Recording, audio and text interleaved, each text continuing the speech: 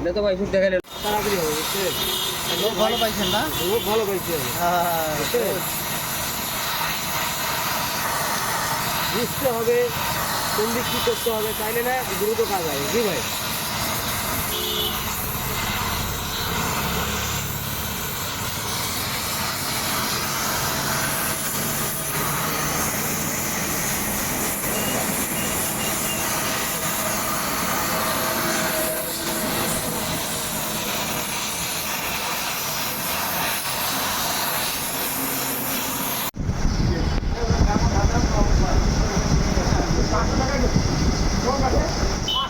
টাকা